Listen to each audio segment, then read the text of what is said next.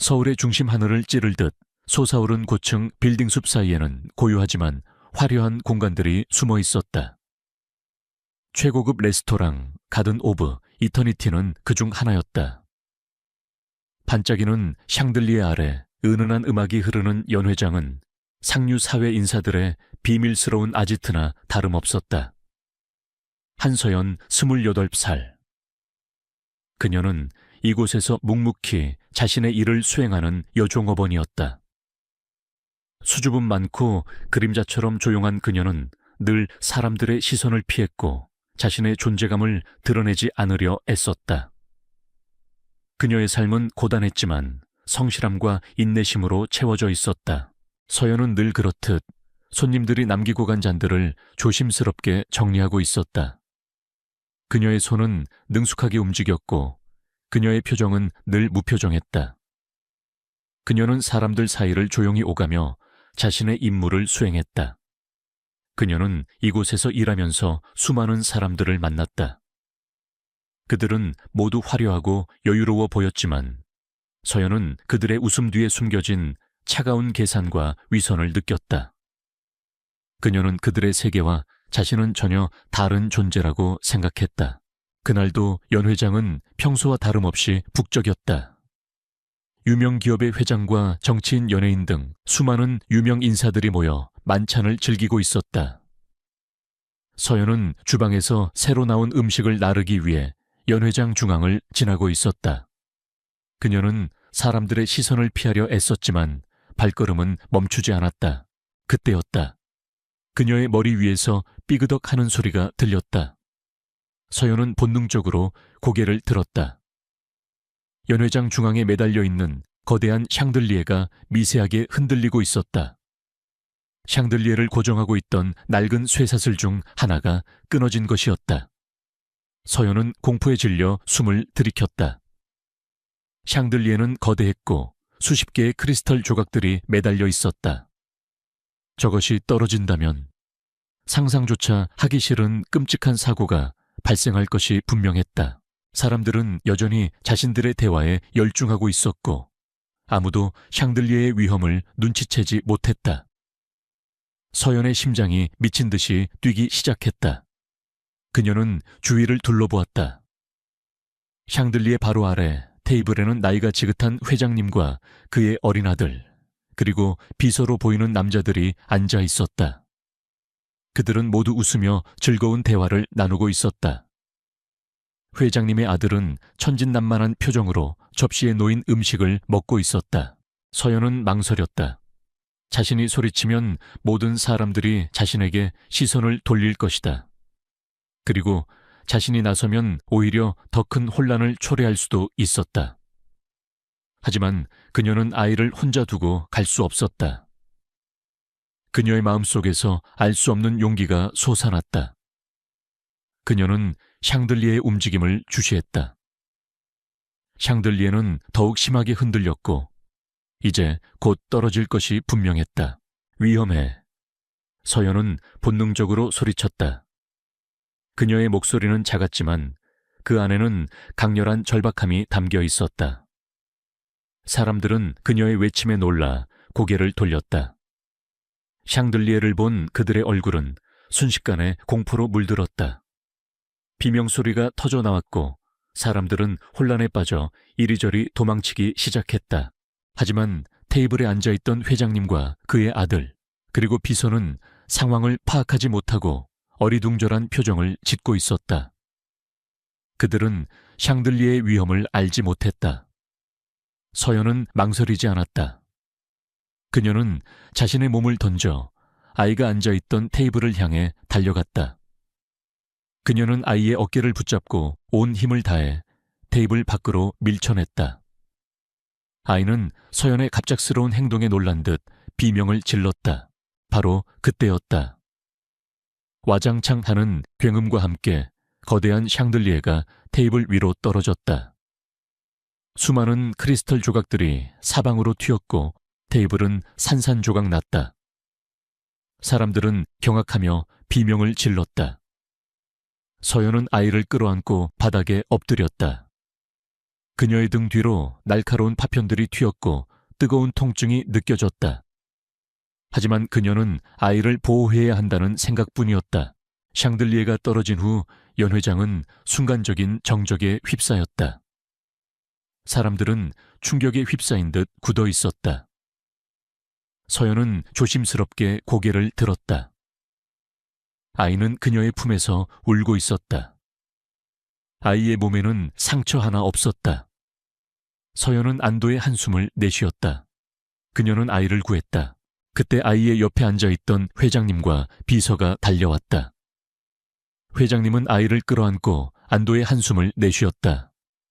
그의 얼굴은 새파랗게 질려 있었고 그의 눈빛은 공포와 함께 알 수 없는 복잡한 감정들로 가득했다. 그는 은지를 향해 고개를 돌렸다. 그의 눈빛은 마치 은지의 얼굴을 잊지 않겠다는 듯 강렬하게 그녀를 응시했다. 은지는 그의 시선에 주눅이 들었지만 그녀는 자신의 할 일을 했을 뿐이라고 생각했다. 그녀는 그저 아무도 다치지 않기를 바랐을 뿐이었다. 서연은 조용히 자리에서 일어나 흩어진 접시 파편들을 정리하기 시작했다. 그녀는 자신이 한 행동이 특별한 것이 아니라고 생각했다. 그녀는 그저 자신의 자리에서 최선을 다했을 뿐이었다.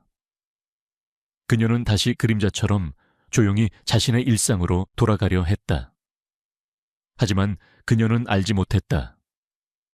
그녀의 작은 행동이 한 억만장자의 마음속에 깊이 각인되었고 그녀의 삶을 송두리째 바꿀 거대한 운명의 시작이 되었다는 것을. 그날 밤 이후 서연의 삶은 다시 평범한 일상으로 돌아왔다. 그녀는 여전히 레스토랑에서 묵묵히 자신의 일을 수행하는 여종업원이었다. 그녀는 샹들리의 사고를 잊으려 노력했지만 그날의 충격과 아이의 울음소리는 잊혀지지 않았다. 그녀는 자신의 등에 남은 상처를 보며 그날의 기억을 떠올렸다. 하지만 그녀는 알지 못했다. 한 남자가 그녀의 얼굴을 잊지 못하고 있다는 것을. JW그룹의 회장 강진우였다. 그는 그날 샹들리의 사고 현장에 있었던 바로 그 남자였다. 그는 서연이 구했던 아이가 자신의 아들이 아니라는 것을 알고 있었다. 그의 아들은 이미 경호원에 의해 안전하게 대피한 후였다. 서연은 엉뚱한 아이를 구한 것이었다. 하지만 강진호는 서연의 행동에 깊은 감명을 받았다. 그는 서연이 자신의 목숨을 걸고 아이를 구하려 했던 용감한 행동에 경악했다. 그리고 그녀가 자신의 행동에 대한 어떤 대가도 바라지 않고 조용히 자신의 일상으로 돌아가는 모습에 감탄했다. 그는 서연의 순수함과 겸손함에 매료되었다. 그의 마음속에는 서연의 얼굴이 잊혀지지 않았다. 강진우는 서연을 찾기 시작했다. 그는 자신의 비서실을 총동원하여 가든 오브 이터니티 레스토랑의 모든 직원을 조사했다. 그는 서연의 이름을 알아내고 그녀의 배경에 대해 자세히 파헤쳤다. 그는 서연이 평범한 가정에서 자랐고 성실하고 착한 심성을 가지고 있다는 것을 알게 되었다. 그녀의 삶은 고단했지만 그녀는 늘 희망을 잃지 않고 살아가고 있었다. 강진호는 서연에게 다가가고 싶었지만 그녀의 수줍음과 겸손함이 그를 망설이게 했다. 그는 서연이 자신의 부하 권력에 부담을 느낄 것이라고 생각했다. 그는 서연에게 어떤 방식으로 다가가야 할지 고민했다. 그는 서연의 삶을 방해하고 싶지 않았지만 그녀를 자신의 옆에 두고 싶었다. 그러던 어느 날 강진우는 서연이 일하는 레스토랑으로 찾아갔다. 그는 VIP 룸에 앉아 서연이 일하는 모습을 지켜보았다. 그녀는 여전히 조용하고 그림자처럼 움직였다. 그녀의 손은 능숙하게 움직였고 그녀의 표정은 늘 무표정했다. 하지만 강진우는 그녀의 눈빛에서 알 수 없는 슬픔과 고독을 느꼈다. 만찬이 끝나고 강진우는 서연에게 다가갔다. 서연은 강진우의 갑작스러운 등장에 놀란 듯 몸을 움츠렸다. 그녀는 그에게서 알 수 없는 위압감을 느꼈다. 서연 씨, 오랜만입니다. 강진우는 말했다. 그의 목소리는 낮고 단호했지만 그 안에는 알 수 없는 따뜻함이 섞여 있었다. 서현은 어색하게 미소 지었다. 별 말씀을요. 회장님, 강진우는 서현의 눈을 똑바로 응시했다. 그날 당신은 나의 아들을 구했습니다. 정말 감사합니다. 서현은 고개를 저었다. 아니에요. 저는 그저 제가 할 일을 했을 뿐이에요. 강진우는 서현의 손을 잡았다. 그의 손은 크고 따뜻했다. 당신은 나의 아들을 구했고 나의 마음을 움직였습니다. 당신의 용기와 순수함은 저에게 큰 감동을 주었습니다. 서현은 그의 말에 얼굴을 붉혔다. 그녀는 그의 진심 어린 칭찬에 당황했다. 그녀는 그의 손을 뿌리치려 했지만 그의 손은 그녀의 손을 꽉 잡고 놓지 않았다. 서현 씨, 당신에게 한 가지 제안을 하고 싶습니다. 강진우는 말했다. 그의 눈빛은 진지했다. 당신은 나의 비서가 되어 주십시오. 서현은 그의 말에 놀라움을 금치 못했다. 비서, 자신은 그저 평범한 여종업원일 뿐이었다. 그녀는 강진우의 제안에 당황했지만 동시에 알 수 없는 호기심이 생겼다. 그의 세계는 그녀에게 미지의 세계였다. 그의 제안은 그녀의 삶을 송두리째 바꿀 수 있는 기회였다. 하지만 저는 비서 경험이 없어요. 서현은 떨리는 목소리로 말했다. 강진우는 희미하게 미소 지었다. 그의 미소는 차가웠지만 그 안에는 알 수 없는 따뜻함이 섞여 있었다. 당신은 나에게 필요한 모든 것을 가지고 있습니다. 용기, 순수함, 그리고 사람의 마음을 움직이는 힘까지. 당신이라면 나의 비서로서 충분히 해낼 수 있을 겁니다. 서현은 그의 제안에 망설였다. 그녀는 자신의 삶이 다시 혼란스러워지는 것을 두려워했다. 하지만 그녀는 강진우의 눈빛에서 알 수 없는 진심을 읽었다. 그는 그녀를 믿고 있었다. 그녀는 그의 제안을 받아들이기로 결심했다. 그녀의 작은 행동이 그녀의 삶을 송두리째 바꿀 거대한 운명의 시작이었다. 강진우 회장의 비서가 되겠다는 서현의 결정은 그녀의 삶을 뿌리째 뒤흔들었다. 그녀는 평생을 그림자처럼 조용히 살아왔고 남의 시선을 받는 것조차 불편해하는 성격이었다. 하지만 강진우 회장의 진심 어린 눈빛과 그가 건넨 비현실적인 제안은 그녀의 마음을 움직였다. 그녀는 자신의 작은 용기가 그녀의 삶을 예상치 못한 방향으로 이끌고 있음을 직감했다. 다음날 서현은 JW그룹 본사 건물로 출근했다. 그녀는 낡고 수수한 옷차림으로 최고급 빌딩 로비에 들어섰을 때 수많은 사람들의 시선이 자신에게 쏠리는 것을 느꼈다. 그들의 시선은 놀라움과 함께 알 수 없는 호기심으로 가득했다. 서현은 주눅이 들었지만 그녀는 자신에게 용기를 불어넣었다. 나는 섀도우를 구했어. 나는 용감한 사람이야. 그리고 나는 강진우 회장의 비서야. 강진우 회장의 비서실은 펜트하우스 층에 위치해 있었다. 서현은 넓고 화려한 비서실 안으로 들어섰다. 그녀의 눈에 비친 것은 차갑고 이성적인 분위기로 가득 찬 공간이었다. 모든 것이 완벽하게 정리되어 있었고 사람들의 움직임은 로봇처럼 정교했다. 서현은 자신이 이곳에 어울리지 않는 이질적인 존재처럼 느껴졌다. 강진우 회장은 자신의 집무실에서 서현을 맞이했다. 그는 여전히 냉철하고 무표정했지만 그의 눈빛은 서현에게 알 수 없는 따뜻함을 보냈다. 서현 씨, 와주셔서 감사합니다. 오늘부터 당신은 나의 비서입니다. 나의 모든 업무를 보조하고 나의 지시에 따라 주십시오. 그의 목소리는 낮고 단호했지만 그 안에는 서현에 대한 신뢰가 담겨 있었다. 서현은 자신의 자리로 안내받았다. 그녀의 책상은 넓고 깔끔했으며 최신형 컴퓨터와 각종 사무용품들이 완벽하게 세팅되어 있었다. 서현은 난감했다. 그녀는 컴퓨터를 능숙하게 다루지 못했고 비서 업무에 대한 경험도 전혀 없었다. 그녀는 자신이 강진우 회장의 기대를 충족시킬 수 있을지 의심했다. 강진우 회장의 수석 비서인 박지훈 팀장은 서현에게 비서 업무에 대한 기본적인 교육을 시작했다. 박 팀장은 냉철하고 이성적인 인물이었다. 그는 서현에게 업무 매뉴얼을 건네주고 JW그룹의 복잡한 시스템과 업무 프로세스를 설명했다. 서현은 그의 설명을 이해하기 어려웠다. 그녀는 자신이 너무나도 부족하다는 것을 느꼈다. 서현 씨, 당신은 회장님의 특별한 지시로 이 자리에 오셨습니다. 하지만 비서 업무는 당신이 생각하는 것보다 훨씬 더 전문적이고 복잡합니다. 당신이 회장님의 기대를 충족시키지 못한다면 나는 당신을 이 자리에서 해고할 수 있습니다.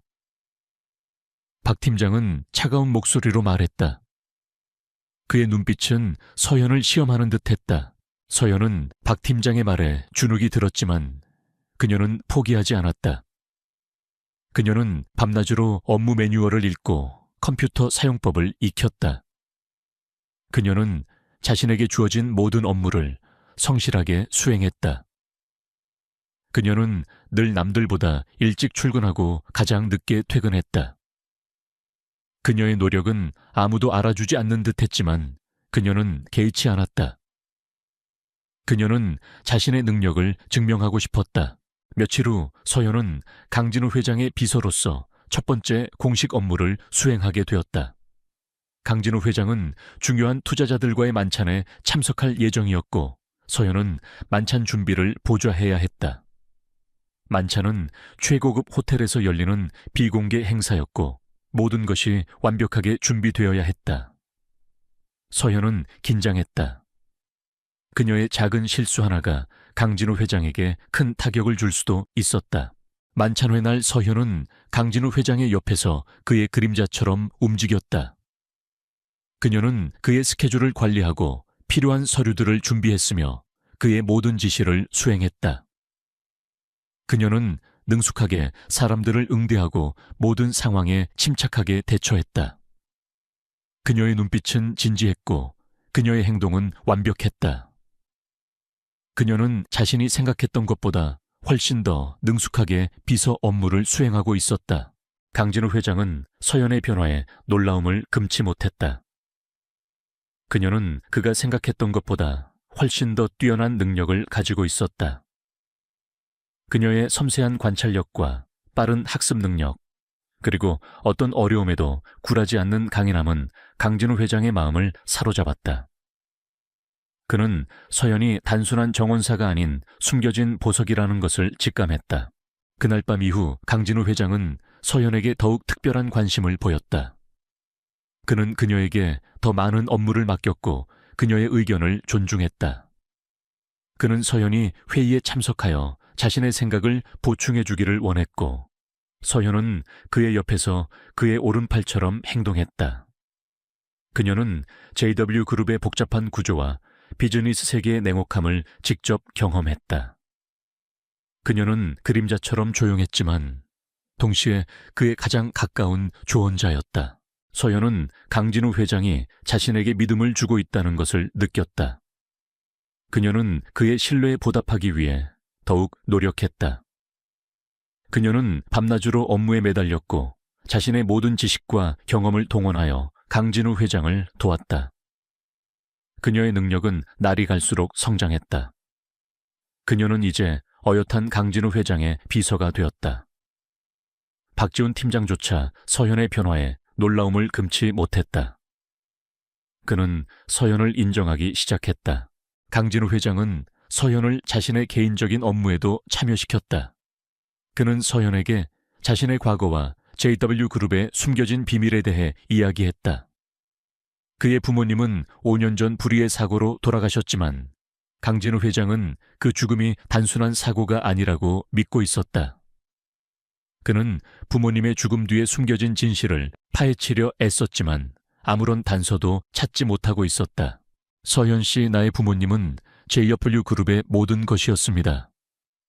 그들은 내게 가장 소중한 존재였습니다. 하지만 그들은 불의의 사고로 돌아가셨고 나는 그들의 죽음에 대한 진실을 밝히지 못했습니다. 나의 마음속에는 늘 아픔과 함께 알 수 없는 의문이 남아 있습니다. 강진우 회장은 말했다. 그의 목소리에는 깊은 슬픔과 고통이 담겨 있었다. 서연은 강진우 회장의 아픔에 공감했다. 그녀 또한 자신의 아버지를 억울하게 잃었다. 그녀는 강진우 회장의 손을 잡았다. 회장님, 제가 도울게요. 제가 당신의 부모님 죽음에 대한 진실을 밝혀낼 수 있을지도 몰라요.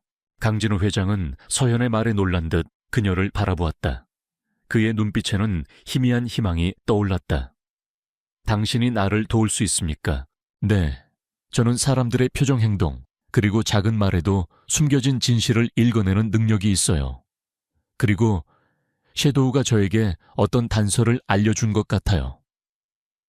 서연은 섀도우가 덫에 걸린 것이 단순한 사고가 아닐 것이라고 직감했다. 강진우 회장은 서연의 말에 희미하게 미소 지었다. 그의 미소는 차가웠지만 그 안에는 알 수 없는 따뜻함이 섞여 있었다. 알겠습니다. 서연 씨, 당신을 믿겠습니다. 나의 부모님 죽음에 대한 진실을 밝히는 것을 당신에게 맡기겠습니다.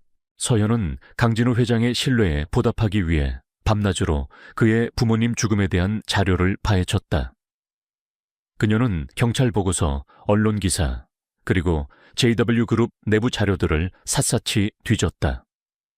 그녀는 섀도우의 도움을 받았다. 섀도우는 서연의 옆에서 그녀의 눈과 귀가 되어주었다. 녀석의 예민한 후각은 중요한 단서들을 찾아냈고 녀석의 예리한 청각은 미세한 소리까지 감지했다. 서연은 곧 충격적인 사실을 알게 되었다. 강진우 회장의 부모님 죽음은 단순한 사고가 아니었다. 그것은 누군가의 치밀한 계획 아래 이루어진 살인이었다. 그리고 그 배후에는 JW그룹의 전 부회장이자 강진우 회장의 삼촌인 윤진우가 있었다. 윤진우는 강진우 회장의 부모님을 살해하고 그들의 죽음을 사고로 위장하여 JW그룹의 경영권을 차지하려 했던 것이다. 윤진우는 현재 JW그룹의 고문으로 남아 있었지만 그의 영향력은 여전히 막강했다. 그는 겉으로는 강진우 회장을 지지하는 척했지만 뒤로는 그를 몰아내고 JW그룹을 장악하려 호시탐탐 기회를 노리고 있었다. 그는 서연이 섀도우를 구한 것을 알게 되자 서연을 경계하기 시작했다. 그는 서연의 존재가 자신에게 위협이 된다는 것을 직감했다. 서연은 분노의 치를 떨었다. 윤진우는 자신의 탐욕을 위해 무고한 사람들을 해치고 진실을 은폐하려 했던 것이다. 그리고 섀도우는 그 모든 것을 목격했던 유일한 증인이었다.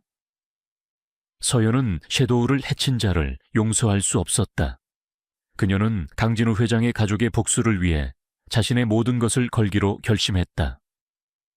윤진우 부사장이 강진우 회장의 부모님 죽음의 배후에 있었으며 섀도우를 해치려 했다는 사실은 서연의 심장을 분노로 물들였다. 그녀는 더 이상 수줍은 정원사가 아니었다. 그녀는 강진우 회장의 가장 든든한 조력자이자 정의를 향한 싸움을 멈출 수 없는 전사였다. 섀도우는 그녀의 옆에서 조용히 앉아 그녀의 결심을 지지하는 듯했다. 녀석의 눈빛은 마치 내가 너를 도울게 라고 말하는 듯했다. 서연은 윤진우의 모든 죄를 밝힐 수 있는 더 많은 증거를 찾아야 했다. 그녀는 강진우 회장에게서 받은 JW그룹 내부 자료들을 밤낮으로 분석했다. 그녀의 섬세한 분석력은 복잡한 보고서 속에서 미세한 이상 징후들을 찾아냈고 윤진우가 관련된 모든 프로젝트들을 파헤치기 시작했다. 강진우 회장은 서연의 능력에 감탄하며 그녀에게 전적인 신뢰를 보냈다. 그는 서연에게 자신의 모든 권한을 위임했고 그녀에게 필요한 모든 정보를 제공했다. 서연은 곧 충격적인 사실을 알게 되었다. 윤진우는 강진우 회장의 부모님을 살해하고 JW그룹의 경영권을 차지한 후 그룹의 자산들을 불법적으로 빼돌려 비자금을 조성하고 있었다. 그는 자신의 권력을 이용해 JW그룹의 대규모 친환경 스마트 도시 개발 프로젝트를 가장한 불법 부동산 투기와 자금 세탁을 일삼았다. 이 모든 과정에서 그는 늘푸른 건설과 공모하여 자신의 범죄를 은폐하고 있었다. 회장님 윤진우 부사장은 늘 푸른건설과 함께 불법적인 비자금을 조성하고 있습니다. 이 모든 것이 GW그룹의 자산을 빼돌리기 위한 계획입니다. 샤에도우가 덫에 걸린 것도 그 때문입니다.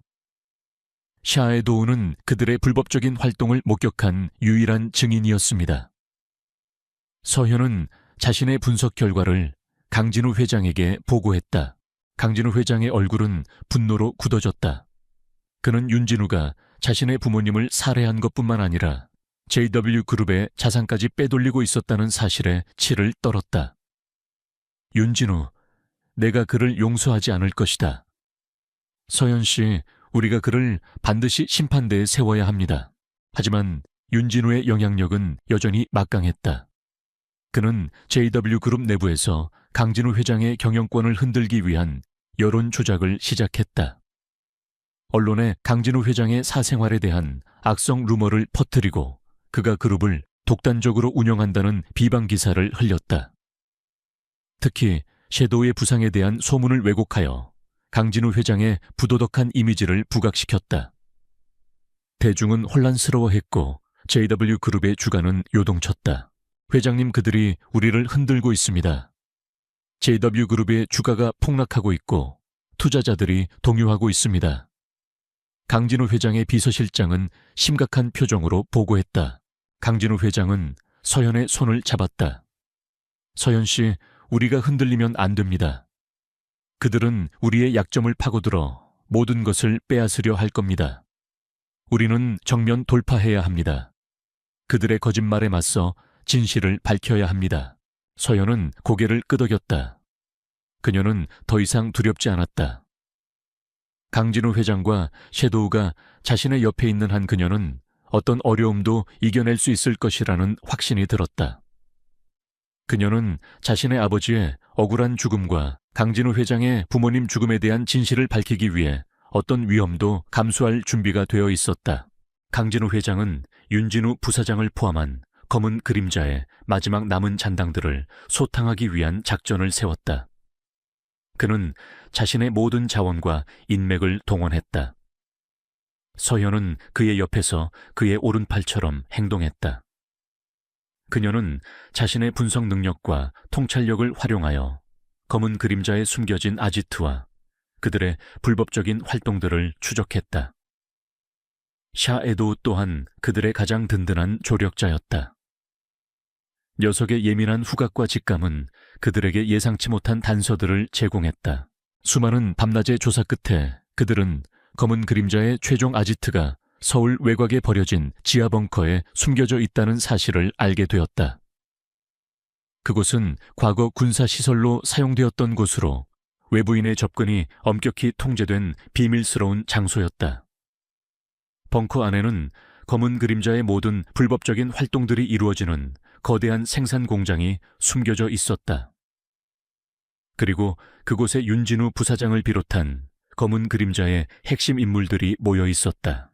회장님, 이곳이 맞습니다. 윤진우 부사장을 비롯한 모든 검은 그림자 조직원들이 이곳에 모여 있습니다. 서현은 자신의 분석 결과를 강진우 회장에게 보고했다. 강진우 회장은 벙커를 응시했다. 그의 심장은 분노로 들끓었다. 이곳에 자신의 부모님을 죽인 자들이 숨어 있었다. 그는 서현을 바라보았다. 서현은 강진우 회장의 눈빛에서 복수심과 함께 알 수 없는 고통을 느꼈다. 서현 씨, 이번 작전은 매우 위험합니다. 그들은 자신들의 비리가 드러나는 것을 막기 위해 모든 수단을 동원할 겁니다. 당신의 안전이 최우선입니다. 강진우 회장은 말했다. 괜찮습니다, 회장님. 저는 당신의 옆에서 모든 것을 지켜볼 겁니다. 그리고 저는 제 아버지를 죽음으로 몰아넣었던 자들을 직접 심판대에 세울 겁니다. 서현은 단호하게 말했다. 그녀의 아버지 또한 2년 전 늘푸른건설의 비리를 파헤치다가 의문스러운 사고로 돌아가셨다. 그녀는 자신의 아버지의 죽음이 검은 그림자와 관련이 있을 것이라고 직감했다. 강진우 회장은 서현의 결심에 찬 눈빛을 보고 이내 고개를 끄덕였다. 그는 서연의 손을 잡았다. 우리가 함께라면 해낼 수 있을 겁니다. 그들은 최영색에 이 모든 사실을 알리고 지하벙커 급습 작전을 세웠다. 최 형사는 경찰 특공대를 동원하여 벙커를 포위하고 김민준과 서현 그리고 섀도우가 벙커 안으로 잠입하여 핵심 증거를 확보할 수 있도록 지원하기로 했다. 대망의 작전 개시일 밤하늘은 짙게 깔려 있었고 지하 벙커는 거대한 그림자처럼 숨어 있었다. 김민준과 서현은 특수 제작된 잠입 장비를 착용하고 섀도우와 함께 벙커 안으로 진입했다. 벙커 내부는 낡고 어두웠지만 곳곳에서는 희미한 불빛이 새어나오고 있었고 묵직한 기계음이 들려왔다. 이곳은 검은 그림자의 불법적인 활동들이 이루어지는 거대한 생산 공장이었다. 그들은 벙커 안쪽으로 깊숙이 들어갔다. 그때 녀석들의 귀에 희미한 대화 소리가 들려왔다. 그들은 숨을 죽이고 소리가 나는 곳을 향해 다가갔다. 그곳에는 거대한 철문이 있었다. 철문 안쪽에서 남자들의 목소리가 들려왔다. 회장님, 이번에도 물건 잘 빠졌습니다. 해외로 안전하게 보냈습니다. 아무도 눈치채지 못할 겁니다. 윤진우 부사장의 목소리가 들렸다. 잘했다. 이제 남은 건 강진우와 그 정원사뿐이다. 그들이 모든 것을 알고 있으니 깨끗하게 처리해야 한다. 이번에는 절대 실패하지 마. 또 다른 남자의 목소리가 들렸다. 그의 목소리에는 섬뜩한 냉기가 서려 있었다. 서연은 숨을 들이켰다. 그의 목소리. 그 목소리는 그녀의 아버지의 죽음과 관련된 악몽 속에서 들었던 목소리였다. 그는 검은 그림자의 최종 보스 김철수였다. 그는 재계에서 존경받는 원로이자 강진우 회장 부모님의 오랜 친구였다. 그는 겉으로는 인자하고 자비로운 인물처럼 보였지만 그 이면에는 추악한 탐욕과 권력욕이 숨겨져 있었다. 그는 JW그룹의 경영권을 차지하고 자신의 불법적인 사업을 확장하기 위해 강진우 회장의 부모님을 살해하고 서연의 아버지마저 죽음으로 몰아넣었던 것이다. 서연은 분노의 치를 떨었다. 그녀는 섀도우를 바라보았다. 섀도우는 서연의 눈빛을 읽는 듯 녀석의 눈은 분노로 이글거렸다. 섀도우는 김철수 회장의 추악한 진실을 목격했던 것이다. 우리는 이제 피할 수 없는 최종 대결을 향해 나아가고 있었다. 어둠 속에 숨겨진 거대한 진실을 세상에 드러내기 위한 마지막 싸움이었다. 지하벙커 안 김철수 회장의 냉기 어린 목소리가 울려 퍼지는 가운데 서연의 심장은 분노로 이글거렸다. 아버지를 죽음으로 몰아넣고 강진우 회장 가족의 비극을 초래한 장본인이 바로 눈앞에 있었다. 섀도우는 서연의 옆에서 낮게 으르렁거렸다. 녀석의 눈빛은 마치 주인의 원수를 알아보는 듯 날카롭게 빛났다. 최 형사는 벙커 외부에서 경찰 특공대와 함께 침투를 준비하고 있었다. 이제 모든 진실을 폭로할 때가 되었다. 김민준은 유진이에게 조용히 신호를 보냈다. 유진이는 김민준의 지시를 알아들은 듯 녀석의 목걸이에 달린 소형 카메라와 녹음기를 작동시켰다. 벙커 안은 어두웠지만 유진이의 카메라에 희미하게 어떤 광경이 포착되었다. 그곳은 검은 그림자의 모든 불법적인 활동들이 이루어지는 거대한 생산 공장이었다. 불법적으로 제조된 약품들, 위조된 문서들, 그리고 수상한 장비들이 가득했다. 이 모든 것이 김철수 회장의 지휘 아래 이루어지고 있었다. 그때 철문 안쪽에서 대화 소리가 들려왔다. 김철수 회장은 윤진우 부사장과 늘푸른건설의 이윤성 사장, 그리고 다른 몇몇 간부들과 함께 회의를 하고 있었다. 그들은 자신들의 불법적인 사업 확장 계획과 함께 김민준과 서연을 제거할 방법에 대해 논의하고 있었다. 강진우 그 녀석이 너무 나대. 그 정원사도 마찬가지고. 그들이 우리가 파놓은 함정까지 파헤칠 줄은 몰랐어. 윤진우 부사장이 짜증스럽게 말했다. 걱정 마라. 이번에야말로 완벽하게 처리할 것이다. 우리의 비밀 아지트까지 알아냈으니 더 이상 살려둘 이유가 없어. 그들이 이곳에 들어오는 순간 모든 것이 끝날 것이다. 김철수 회장의 목소리는 냉혹했다. 그의 말에는 섬뜩한 살기가 담겨 있었다. 미나는 숨을 죽였다. 그들은 자신들이 이곳에 잠입할 것을 예상하고 함정을 파놓았던 것이다. 그녀의 등골에 소름이 돋았다. 하지만 그녀는 멈출 수 없었다. 그녀는 유진이를 바라보았다. 유진이는 나의 옆에서 조용히 앉아 그녀의 눈을 응시하고 있었다. 그녀의 눈빛은 마치 두려워하지 마, 내가 너를 지켜줄게 라고 말하는 듯 했다. 유진이는 김철수 회장의 책상 위로 올라섰다. 녀석은 책상 위에 놓인 노트북을 툭툭 건드렸다. 노트북 화면에는 암호화된 파일들이 가득했다. 그리고 그 안에는 김철수 회장의 모든 비리가 담겨 있었다. 불법적인 자금 세탁, 마약 밀매, 그리고 김민준의 가족과 서현의 아버지를 죽음으로 몰아넣은 건물 폭파 계획까지. 모든 것이 낱낱이 기록되어 있었다. 유진이는 김민준의 지시를 알아듣는 듯 노트북 화면을 조작하여 파일을 다운로드하기 시작했다. 그 순간 김철수 회장이 고개를 돌려 유진이를 발견했다. 그의 얼굴은 순식간에 경악으로 물들었다. 저 아이가 어떻게 여기까지 당장 저 아이를 잡아? 그의 목소리는 분노로 일그러졌다. 김철수 회장은 경호원들에게 소리치며 유진이를 향해 달려들었다. 윤진우 부사장과 이윤성 사장도 함께 달려들었다. 유진이는 작은 몸으로 필사적으로 저항했지만 그들의 거대한 그림자에 압도당했다. 경호원 중 한 명이 유진이의 팔을 붙잡고 노트북을 빼앗으려 했다. 유진이는 그 손을 뿌리치며 악을 썼다. 그녀는 마지막까지 포기하지 않았다.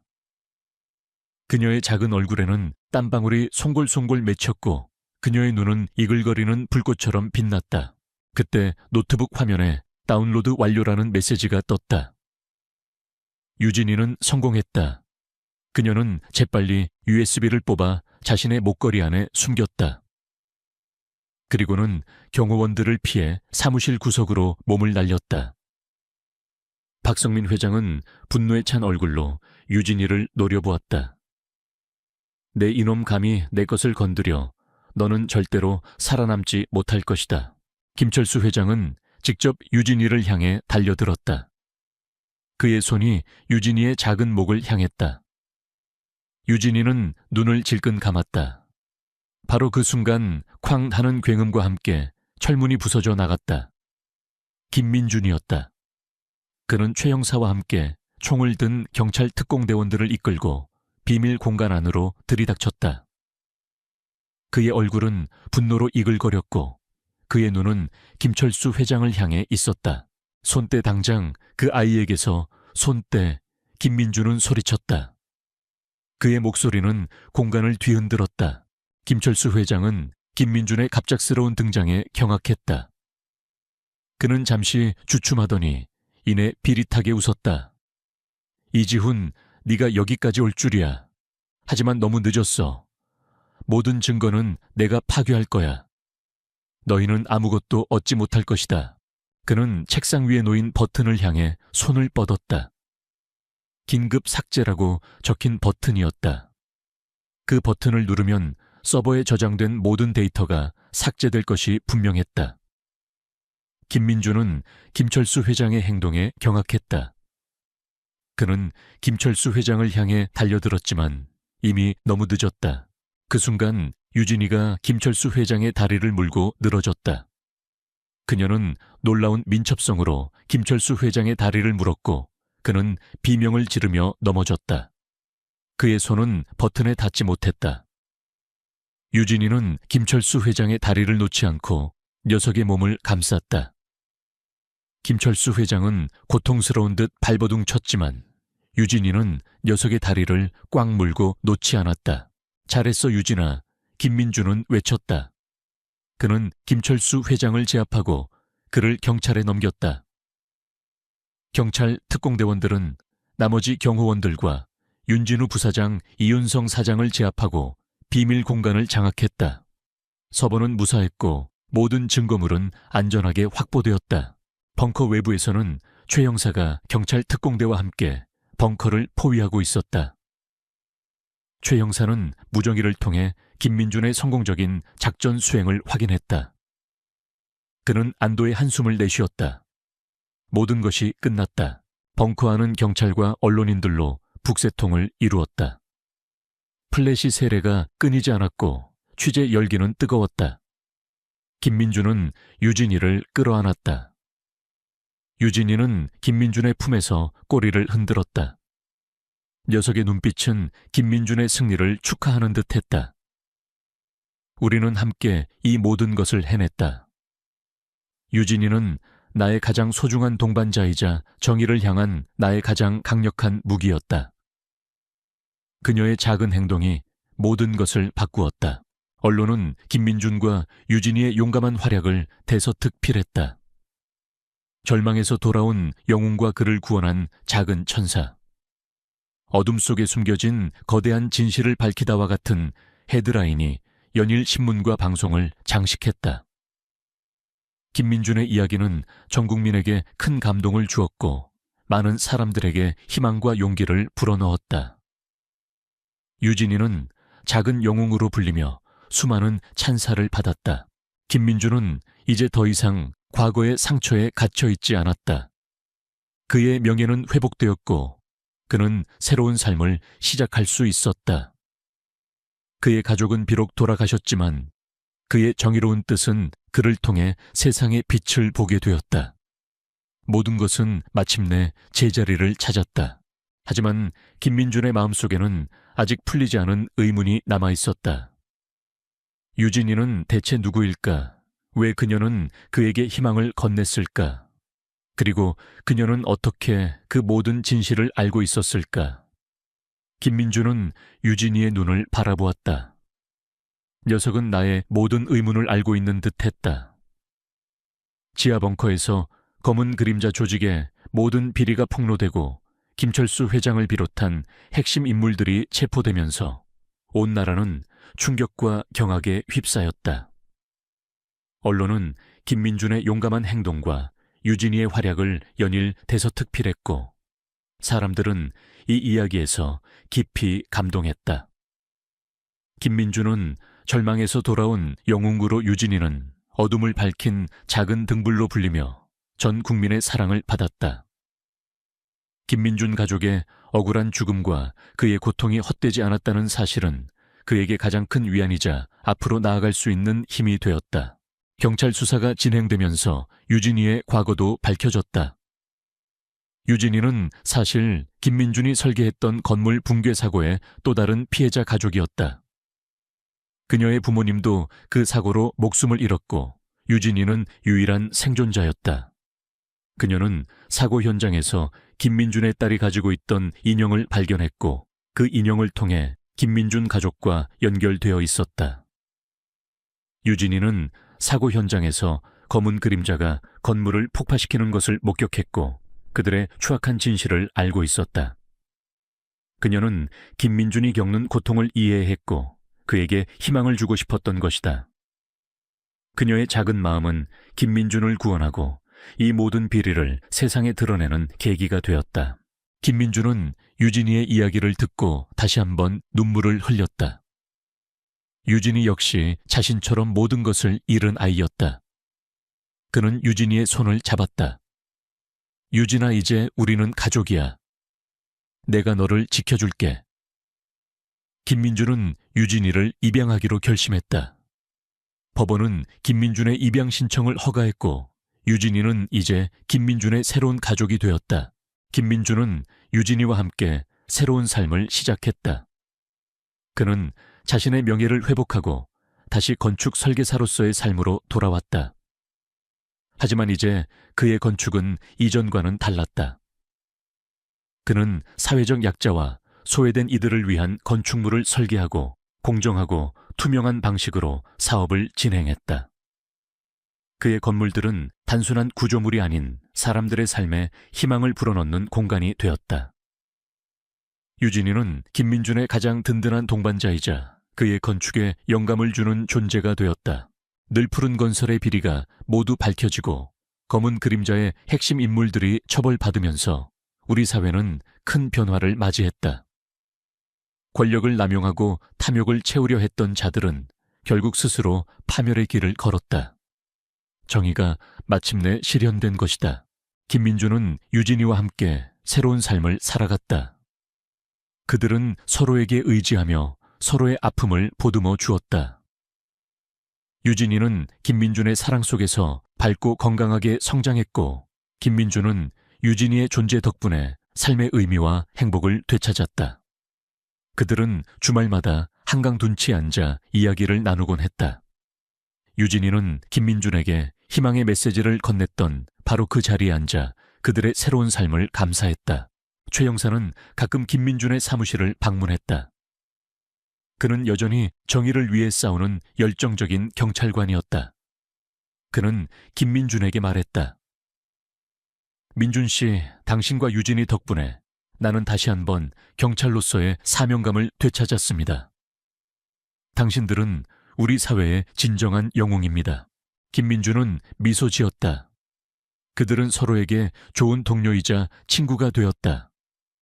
정의를 향한 우리의 여정은 끝이 없었다. 어둠은 언제나 존재할 것이지만 우리는 빛을 향해 나아갈 것이다. 어느 날 오후 김민준은 유진이의 손을 잡고 한강 둔치를 걷고 있었다. 따스한 햇살이 그들을 비추었고 강물은 잔잔하게 흘러갔다. 유진이는 김민준의 옆에서 힘차게 뛰어다녔다. 그녀의 웃음소리가 바람에 실려 퍼져나갔다. 김민준은 유진이의 머리를 쓰다듬었다. 유진아, 기억나? 네가 아저씨에게 희망을 건넸던 그날. 그때 아저씨는 모든 희망을 잃었었어. 하지만 네가 아저씨의 삶을 구했어. 정말 고마워. 유진이는 김민준의 말을 알아듣기라도 하는 듯 그의 눈을 바라보며 환하게 웃었다. 그녀의 작은 손이 김민준의 손을 꽉 잡았다. 그녀의 눈빛은 마치 괜찮아 아저씨, 이제 우리는 함께니까라고 말하는 듯 했다. 김민준은 유진이를 끌어안았다. 그녀의 따뜻한 온기가 그의 몸을 감쌌다. 우리는 함께 이 모든 것을 이겨냈고 우리의 삶은 더욱 의미 있고 풍요로워졌다. 한 남자의 절망 속에서 피어난 작은 희망이 그의 삶을 구원하고 세상에 감동을 주었다. 우리의 이야기는 이제 새로운 시작을 알리고 있었다. 희망이 살아있는 한 우리는 계속해서 빛을 향해 나아갈 것이다. 늘푸른 건설 창립 50주년 기념 만찬회에서 김성철 회장과 배용준 사장의 모든 비리가 폭로된 후 그들은 현장에서 체포되어 법의 심판을 받게 되었다. 언론은 연일 이 충격적인 사건을 보도했고 강수민의 용감한 행동과 럭키의 활약은 전 국민에게 깊은 감동을 주었다. 럭키는 정의를 지킨 영웅견으로 불리며 수많은 찬사를 받았다. 김철수 회장의 추악한 민낯이 드러나면서 그동안 그가 위장했던 존경받는 원로의 이미지는 산산조각났다. 강진우 회장의 부모님 죽음에 대한 재수사는 박차를 가했다. 서연이 확보한 증거물들과 섀도우의 증언은 그들을 꼼짝 못하게 만들었다. 이태성 회장과 정상무 그리고 강태호 부사장은 자신들의 모든 죄를 시인했고 그들과 연루된 수많은 인사들이 줄줄이 체포되었다. 검은 그림자라는 비밀 조직의 실체가 낱낱이 밝혀졌다. 이들은 JW그룹의 경영권을 빼앗기 위해 강진우 회장의 부모님을 살해하고 그들의 죽음을 사고로 위장했던 것이다. 모든 것은 마침내 제자리를 찾았다. JW그룹은 대대적인 구조조정을 거쳐 새로운 경영진이 들어섰고 투명하고 윤리적인 기업으로 거듭나기 위해 노력했다. 강진우 회장은 모든 비리를 투명하게 공개하고 그동안 숨겨져 있던 문제들을 하나하나 해결해 나갔다. JW그룹은 잠시 혼란을 겪었지만 강진우 회장의 강력한 리더십과 투명한 경영으로 점차 안정을 되찾아갔다. 그는 이제 단순히 성공한 사업가를 넘어 사회적 책임을 다하는 존경받는 리더가 되었다. 서현은 이제 더 이상 수줍은 정원사가 아니었다. 그녀는 강진우 회장의 든든한 조력자이자 JW그룹의 새로운 미래를 만들어가는 핵심 인물이 되었다. 그녀는 자신의 디자인 능력과 통찰력을 활용하여 JW그룹의 이미지 개선과 새로운 프로젝트 개발에 기여했다. 그녀의 아이디어와 섬세한 손길은 JW그룹에 새로운 활력을 불어넣었다. 강진우 회장은 서현의 능력을 전적으로 신뢰했고 그녀에게 중요한 결정권을 부여했다. 그녀는 이제 어엿한 JW그룹의 디자인 총괄 이사가 되었다. 강진우 회장은 언론을 통해 서현과의 결혼을 공식 발표했다. 수줍은 정원사와 억만장자 회장의 사랑 이야기는 전 국민에게 큰 감동을 주었다. 그들의 결혼은 단순한 로맨스가 아닌 진실과 정의, 그리고 신뢰가 만들어낸 기적 같은 이야기였다. 그들은 함께 JW그룹을 이끌었고 사회적 책임을 다하는 모범적인 기업으로 만들었다. 서현은 강진우 회장에게 가장 소중한 존재이자 그의 삶의 이유가 되었다. 강진우 회장은 서현 덕분에 자신이 잊고 있던 인간적인 따뜻함과 사랑을 되찾았다. 최 형사는 강수민과 함께 이 모든 사건을 성공적으로 마무리하고 경찰 내부에서 큰 공로를 인정받았다. 그는 승진하여 더 중요한 부서에서 일하게 되었지만 그는 여전히 서현과 섀도우와의 인연을 소중히 여겼다. 그는 가끔 JW그룹의 정원을 찾아 서현과 섀도우를 만났다. 그는 그들에게 말했다. 당신들 덕분에 세상의 정의가 실현되었습니다. 당신들은 우리 사회의 진정한 영웅입니다. 마을 사람들은 섀도우가 강진우 회장 부모님의 반려견이었다는 사실을 알고 놀라워했다. 섀도우는 더 이상 미친 개로 불리지 않았다. 녀석은 강진우 회장 부모님의 억울한 죽음을 밝혀낸 영웅견으로 기억되었다. 섀도우는 서현과 강진우 회장의 가장 소중한 가족이자 JW그룹의 마스코트가 되었다. 녀석은 정원에서 자유롭게 뛰어놀았고 사람들은 섀도우의 머리를 쓰다듬으며 칭찬을 아끼지 않았다. 서현은 이제 어린 시절의 수줍은 모습을 벗어던지고 당당하고 자신감 넘치는 여성으로 성장했다. 그녀는 자신의 재능과 용기를 통해 세상에 긍정적인 영향을 미쳤다. 그녀는 JW그룹을 통해 동물보호와 환경보호에도 적극적으로 참여했다. 그녀의 작은 행동이 세상을 바꾸고 많은 사람들에게 희망을 불어넣었다. 샤도우와의 만남은 그녀의 인생을 송두리째 바꾸었고 그녀에게 진정한 사랑과 행복 그리고 삶의 의미를 가져다 주었다. 어느 날 오후 서현은 강진우 회장과 섀도우와 함께 JW그룹의 아름다운 정원을 산책하고 있었다. 따스한 햇살이 그들을 비추었고 정원에는 아름다운 꽃들이 만발했다. 섀도우는 서현의 옆에서 힘차게 뛰어다녔다. 녀석의 털은 햇살 아래서 더욱 하얗게 빛났다. 강진우 회장은 서현의 손을 잡고 그녀의 어깨를 감싸 안았다. 서현 씨 기억하십니까? 당신이 섀도우를 구하던 그날. 당신의 용감한 행동이 우리의 삶을 완전히 바꾸어 놓았습니다. 당신은 나의 삶을 구원했고 나의 가족의 억울함을 풀어주었습니다. 당신은 나의 모든 것입니다. 서현은 강진우 회장의 말을 알아듣기라도 하는 듯 그의 눈을 바라보며 환하게 웃었다. 그녀의 작은 손이 강진우 회장의 손을 꽉 잡았다. 그녀의 눈빛은 깊은 사랑과 신뢰로 가득했다. 섀도우는 그들의 옆에서 꼬리를 흔들며 기쁜 듯 낑낑거렸다. 녀석은 마치 그들의 사랑을 축복하는 듯 했다. 우리는 함께 이 모든 것을 이겨냈고 우리의 삶은 더욱 의미 있고 풍요로워졌다. 한 수줍은 정원사의 작은 용기와 한 억만장자의 반려견을 향한 사랑이 만나 거대한 어둠을 물리치고 세상에 빛을 가져왔다. 우리의 이야기는 이제 새로운 시작을 알리고 있었다. 희망이 살아있는 한 우리는 계속해서 빛을 향해 나아갈 것이다. 태풍 매미가 서울을 덮친 밤 도시는 거대한 암흑에 잠겼다. 전력망이 붕괴되고 세상의 모든 빛이 사라진 듯 했다. 대한민국 최고의 VIP들만 이용하는 대한대학병원 특실. 이곳의 공기는 바깥의 폭풍우보다 더 무겁고 차가웠다.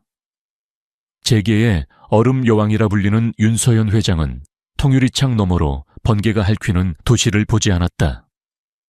그녀의 모든 시선은 침대 위에 누워있는 외동딸 하늘이에게 고정되어 있었다. 희귀병으로 인해 생명유지장치에 의존하고 있는 아이. 하지만 지금 그 생명유지장치의 비상 배터리 잔량 표시등이 아이의 생명처럼 붉게 깜빡이고 있었다. 대체 언제 복구되는 겁니까? 윤서연의 날카로운 목소리에 병원의 수석 엔지니어 팀장이 고개를 숙였다. 죄송합니다, 회장님. 비상 발정의 핵심 부품인 특수 제작 릴레이가 완전히 타버렸습니다.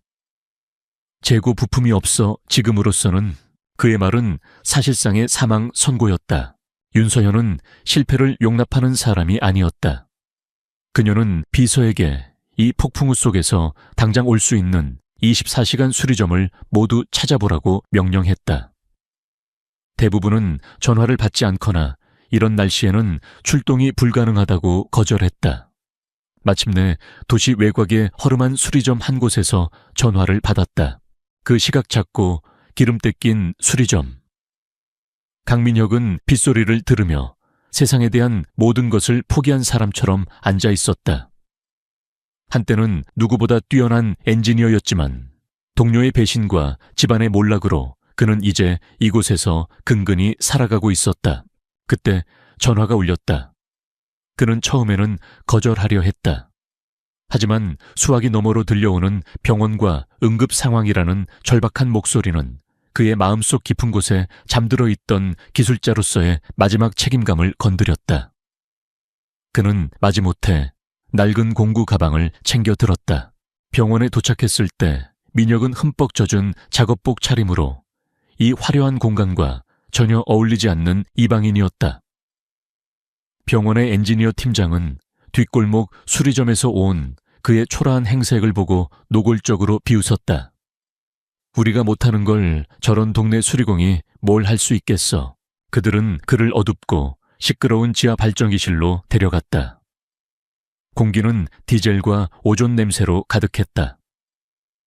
민혁은 엔지니어들의 비웃음이나 그들이 내미는 복잡한 설계도를 무시했다. 그는 눈을 감고 기계에 손을 얹어 그 진동을 느끼며 소리를 듣기 시작했다. 그는 즉시 문제의 원인을 파악했다. 릴레이가 타버린 것이 맞았지만 무언가 이상했다. 단순한 과부하가 아니었다. 의도적인 외부 전력 서지로 인한 손상처럼 느껴졌다. 교체 부품은 없었다. 그는 즉석에서 해결책을 만들어야만 했다. 그는 근처의 낡은 공조기에서 쓸만한 부품들을 뜯어냈다. 그리고는 놀라운 속도와 정확성으로 타버린 릴레이를 우회하는 새로운 회로를 수동으로 구성하기 시작했다. 그것은 거칠고 정석이 아니었지만 기계의 본질을 꿰뚫는 천재적인 해결 방식이었다. 마침내 그가 마지막 스위치를 올렸다. 됐습니다. 발정이는 몇 번 컥컥거리더니 이내 거대한 포효와 함께 되살아났다. 병원 전체의 불이 다시 켜졌다. 같은 시각 특실. 전원이 꺼지기 직전이었던 생명유지 장치가 입이 하는 소리와 함께 다시 정상적으로 작동하기 시작했다. 화면에 떠오른 녹색 불빛. 하늘이는 안전했다. 윤서현의 얼음 같던 얼굴에 아주 오랜만에 안도의 균열이 생겼다. 지하 발정이실. 자신이 방금 누구의 목숨을 구했는지 전혀 알지 못하는 민혁은 그저 묵묵히 자신의 공구를 챙기고 있었다. 병원의 엔지니어들은 불신과 수치심이 뒤섞인 표정으로 그를 멍하니 바라볼 뿐이었다. 그의 머릿속에는 오직 일당을 받고 빨리 이곳을 떠나고 싶다는 생각뿐이었다. 그의 기적 같은 손길이 자신의 인생을 송두리째 바꿔놓을 거대한 사건의 시작점이 되었다는 사실을 그는 전혀 알지 못하고 있었다. 폭풍우가 지나간 다음 날 아침 강민혁은 자신의 허름한 수리점에서 어젯밤의 일을 그저 또 하나의 이상한 출장 수리쯤으로 여기고 있었다. 그때 윤서현 회장의 비서로부터 전화가 걸려왔다. 그는 수리비를 받기 위해 어젯밤과는 비교도 안 될 만큼 밝고 화려한 병원 최상층의 회장실로 호출되었다. 회장실은 그녀의 별명처럼 차갑고 거대하며 위압적이었다. 어젯밤의 절박함은 온데간데 없이 얼음 여왕의 가면을 쓴 윤서현 회장이 그를 맞았다. 그녀는 딸의 목숨을 구해준 것에 대해 공식적으로 감사를 표했다. 그리고는 그의 앞에 백지 수표를 내밀었다. 원하는 금액을 적으시오. 당신이 내 딸의 목숨을 구했소. 그것은 그의 인생을 통째로 바꾸고도 남을 만큼의 제안이었다. 하지만 강민혁은 세상에 대한 냉소와 자신만의 자존심으로 가득 찬 남자였다. 그는 백지 수표를 밀어내고 대신 자신의 주머니에서 직접 손으로 쓴 평범한 긴급 출장 수리비 청구서를 내밀었다. 저는 제 몫만 받습니다. 제 일에 대한 정당한 대가 그 이상은 필요 없습니다.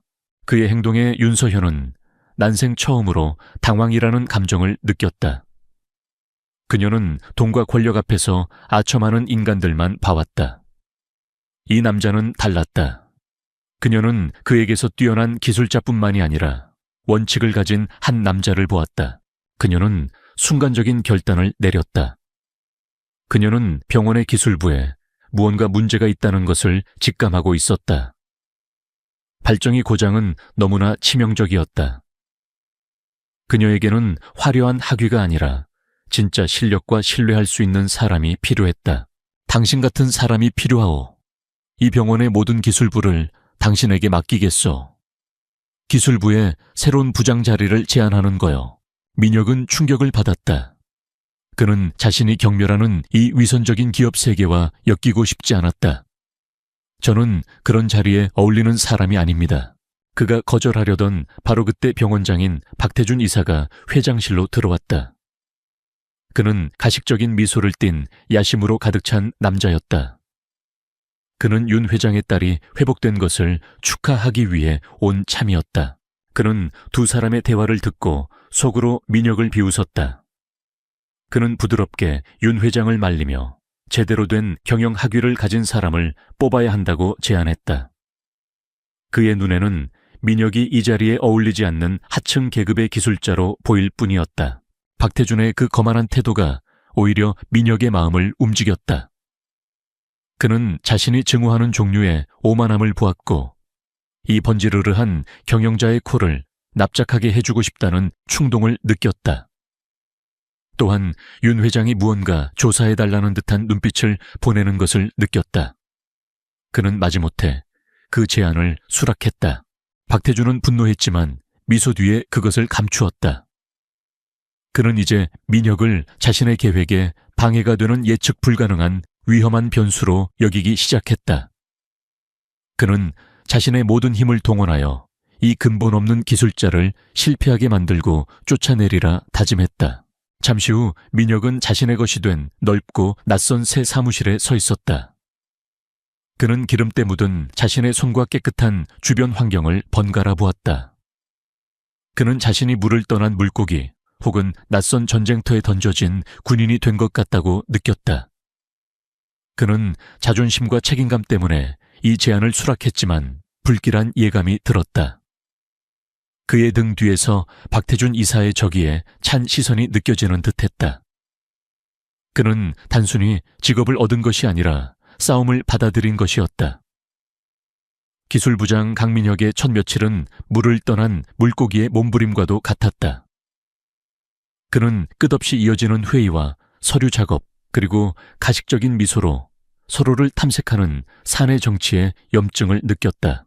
기술부의 직원들은 박태준 이사의 입김과 전임 부장에 대한 의리로 똘똘 뭉쳐 이 낙하산 부장을 노골적으로 무시하고 비협조적으로 대했다. 그들은 그를 자격 없는 외부인으로 여겼고 잘못된 보고서를 올리거나 주요 문제들을 일부러 알리지 않는 식으로 그를 공영에 빠뜨리려 했다. 하지만 민혁은 그런 사무실 정치에는 관심이 없었다. 그의 모든 신경은 오직 그날 밤의 발정이에 쏠려 있었다. 그의 기술자로서의 직감은 그날의 고장이 단순한 사고가 아니라고 계속해서 속삭이고 있었다. 그는 부장의 권한으로 그날 밤 타버린 릴레이와 관련 부품들을 모두 자신의 사무실로 가져오라고 지시했다. 직원들은 투덜거렸지만 명령에 복종할 수밖에 없었다. 박태준 이사는 이 모든 것을 일개 기술자의 부질없는 발버둥이라 여기며 재미있다는 듯 지켜보고 있었다. 민혁은 자신의 넓고 깨끗한 사무실을 자신만의 작업장으로 바꾸기 시작했다. 그는 자신의 낡지만 손에 익은 공구들과 오실로스코프 같은 전문 진단 장비들을 사무실로 들여왔다. 그의 이런 행동은 다른 부서 직원들의 경멸적인 시선을 받았다. 하지만 그는 아랑곳하지 않았다. 그는 여기서 자신의 진짜 일에 몰두했다. 그는 타버린 릴레이의 법의학적 분석을 시작했다. 그의 손은 타고난 지식으로 움직였고 그의 눈은 그 어느 때보다 날카롭게 빛났다. 그리고 마침내 그는 스모킹 건을 발견했다. 고배율 현미경 아래에서 릴레이 내부 회로의 손상 형태는 일반적인 과부하로 인한 손상과는 완전히 달랐다. 그는 아주 미세한 탄소 자국과 강력한 전자기 펄스, EMP나 직접적인 고전압 서지에 의해서만 생길 수 있는 특징적인 손상의 흔적을 발견했다. 누군가 의도적으로 병원에 교체 부품이 없는 바로 이 특수 부품만을 골라 파괴한 것이다. 그는 폭풍우가 몰아치던 그날 밤의 병원 전력 시스템 로그를 확인했다. 도시 전체에 전력이 나가기 불과 몇 초 전 발전기의 제어 시스템에만 외부가 아닌 내부에서 발생한 순간적인 대규모 전력 서지가 기록되어 있었다. 모든 조각이 맞춰졌다. 누군가 폭풍우를 핑계로 정전이 되기 직전에 내부에서 발전기를 먼저 파괴한 것이다. 비상 시스템이 가장 필요할 바로 그 순간에 그것이 작동하지 못하도록 그는 의자의 등을 기댄 채 눈앞에 놓인 증거들을 바라보았다. 등골을 타고 오싹한 소름이 돋았다. 이것은 사고가 아니었다. 무능함도 아니었다. 완벽하게 계획된 정교한 파괴 공작이었다. 그리고 그 목적은 단 하나. VVIP 병동의 생명 유지 장치를 멈추는 것. 이것은 명백한 암살 시도였고 그 목표는 윤서연 회장의 딸 하늘이었다. 민혁은 자신의 손에 들린 타버린 릴레이를 내려다보았다. 그는 이제 자신이 단순히 직업을 구한 것이 아니라 끔찍한 살인 음모의 한가운데에 발을 들여놓았음을 깨달았다. 그는 이제 병원을 치유의 공간이 아니라 전쟁터로 보게 되었다. 그는 왜 윤서연 회장이 자신을 이 자리에 앉혔는지 이해했다. 그녀 역시 무언가 의심하고 있었고 진실을 찾아낼 진짜 실력을 가진 외부인이 필요했던 것이다. 그는 윤서연 회장실로 연결된 내부 전용 수화기를 들었다. 그는 자신의 발견을 보고해야만 했다. 게임의 판도가 바뀌었다. 그의 역할은 이제 단순한 기술자나 관리자가 아니었다. 그는 이제 수사관이 되었다. 강민혁의 보고를 받은 윤서연 회장의 얼굴은 얼음장처럼 차갑게 굳어졌다. 그녀의 의심이 사실로 확인된 것이다. 그녀는 이제 강민혁을 전적으로 신뢰하게 되었고 그에게 비밀리에 전적인 지원을 약속했다. 박태준을 잡을 증거를 찾아오시오. 필요한 건 뭐든 지원하겠소. 이건 이제 내 딸의 문제가 아니라 이 병원 전체의 문제입니다. 두 사람의 비밀 동맹은 그렇게 굳건해졌다. 그는 그녀의 수사관이자 그녀의 무기가 되었다. 한편 박태준 이사는 압박감을 느끼고 있었다. 새로운 기술부장은 쫓겨나기는커녕 오히려 더 깊숙이 파고들고 있었다. 그는 강민혁이 더 많은 것을 찾아내기 전에 그를 제거해야만 한다고 결심했다. 병원이라는 복잡한 공간 속에서 사고로 위장할 수 있는 방법은 많았다. 첫 번째 사고는 병원의 거대한 보일러실에서 계획되었다. 박태준은 유지보수 일정을 파악한 후 자신의 신복인 설비팀 직원을 시켜 고압 증기 파이프의 밸브에 미세한 흠집을 내도록 지시했다. 그리고는 사소한 압력 문제를 점검해야 한다며 민혁을 보일러실로 유인했다. 흠집이 난 밸브는 압력이 최고조에 달했을 때 터지면서 밀폐된 공간을 뜨거운 증기로 가득 채울 터였다. 하지만 민혁의 기계적 감각이 그의 목숨을 구했다. 보일러실에 들어서는 순간 그는 파이프에서 들려오는 거의 들리지 않을 정도의 날카로운 고주파음 금속이 스트레스를 받아내는 비명을 들었다. 그는 바닥의 비정상적인 진동을 느꼈다.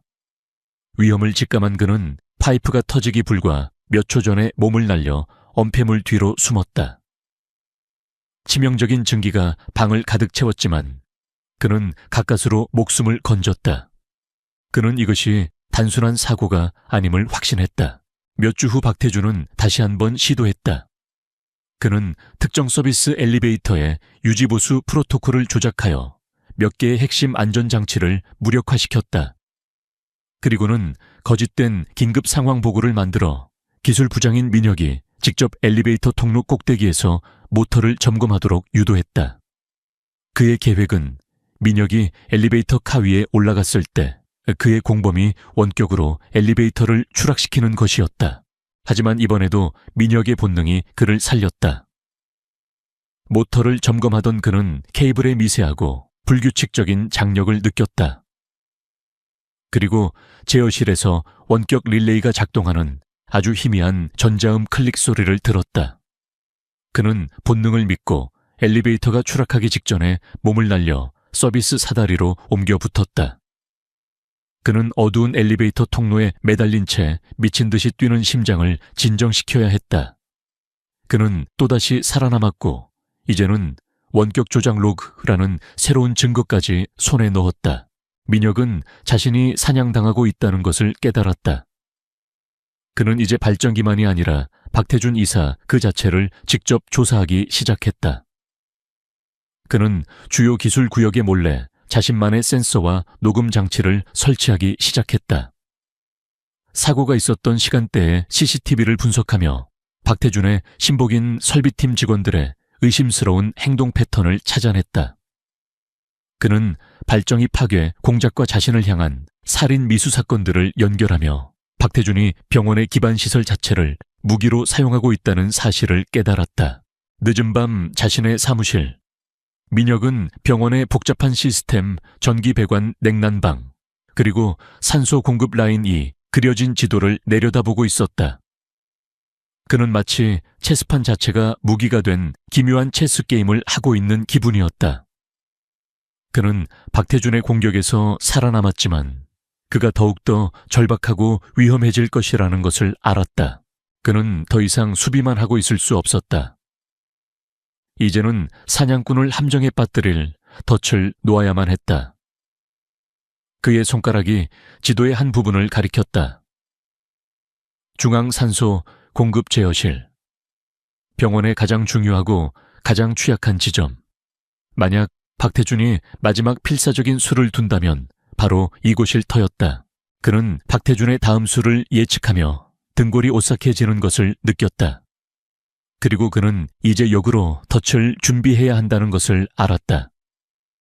강민혁이 자신의 목을 조여오고 있다는 것을 깨달은 박태준 이사는 마침내 마지막 카드를 꺼내 들었다.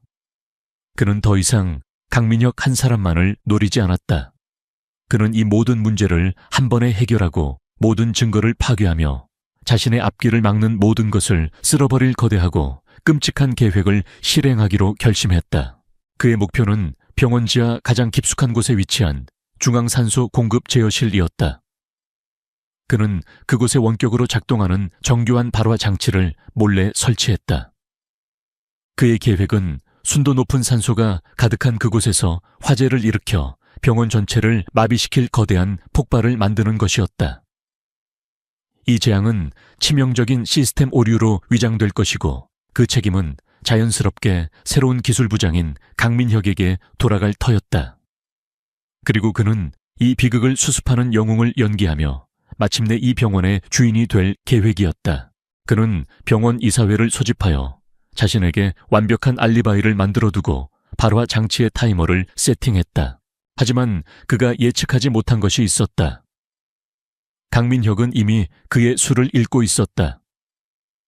산소 공급 제어실을 비밀리에 감시하고 있던 민혁의 센서가 원격 폭발 장치의 전자신호를 감지해낸 것이다.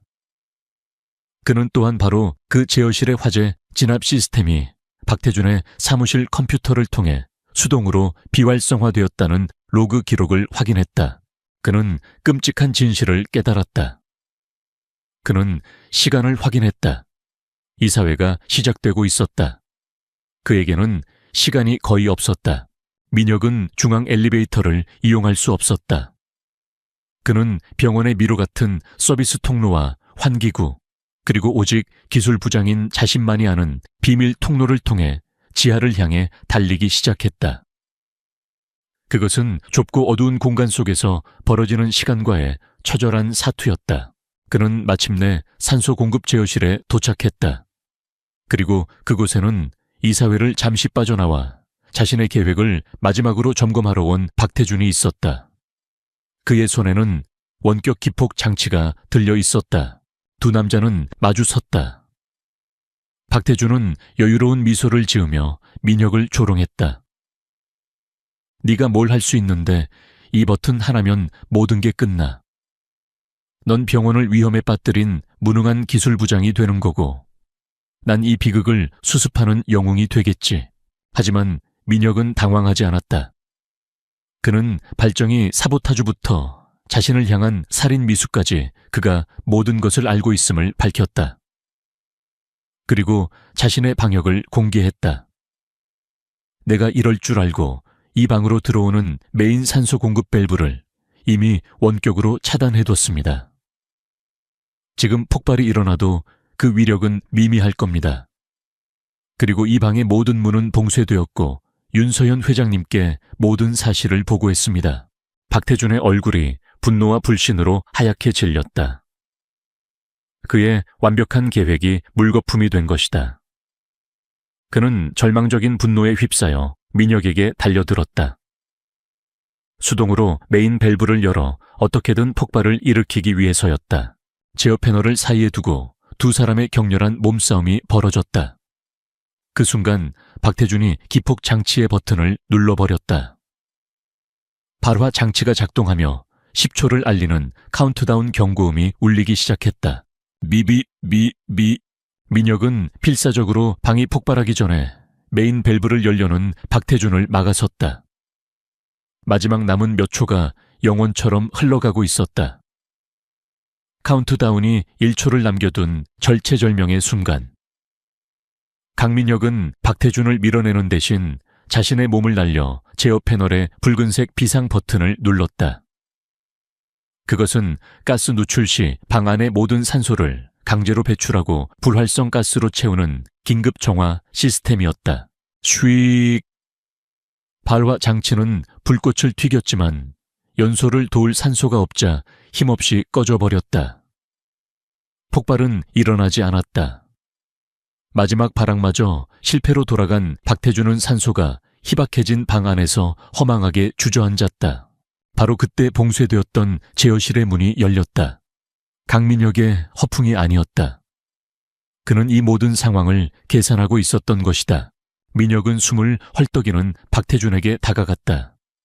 그는 더 이상 주먹을 쓰지 않았다. 그는 차분하게 그의 모든 범죄 증거들을 눈앞에 제시했다. 이게 당신의 첫 번째 실수였소, 박 이사. 그는 주머니에서 타버린 발정이 릴레이를 꺼내 보였다. 그리고 이건 두 번째 실수지. 그는 엘리베이터 안전장치가 원격으로 해제되었던 로그 기록을 가리켰다. 그리고 방금 전에 이건 당신의 마지막 실수였고, 그는 작동이 멈춘 발화 장치를 가리켰다.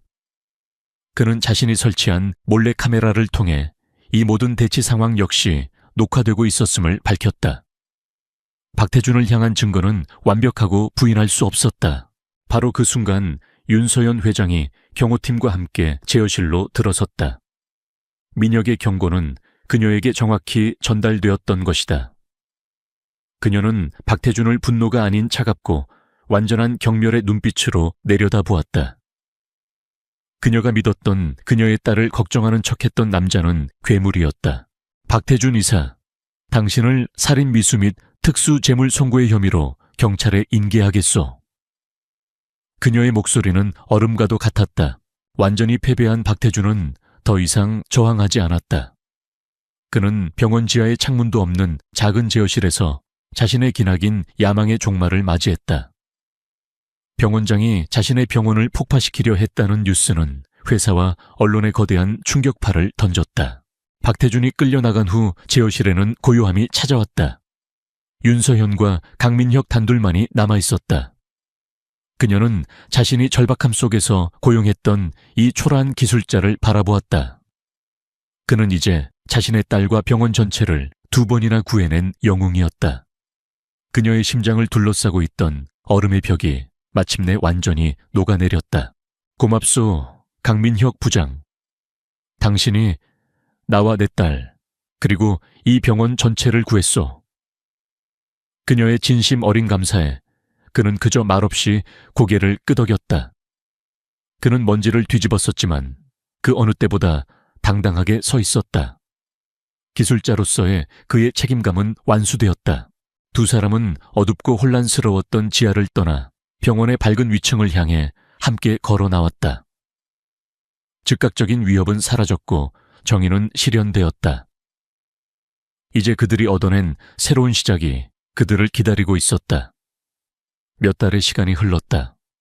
그동안 병원은 그리고 그 안의 사람들은 많이 변해 있었다. 강민혁은 병원의 모든 기술 시스템을 완전히 새롭게 설계하고 재구축했다.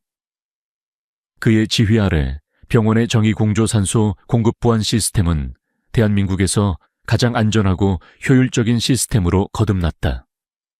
그는 더 이상 외부인이 아니었다. 그는 자신의 능력을 전적으로 인정받고 모든 직원들의 존경을 받는 명실상부한 기술 운영 본부장이 되어 있었다. 그는 마침내 자신의 재능이 온전히 가치를 발휘할 수 있는 자리를 찾은 것이다. 윤서현 회장 역시 더 이상 얼음 여왕이라 불리지 않았다. 딸을 잃을 뻔했던 그 끔찍한 경험은 그녀를 완전히 다른 사람으로 만들었다.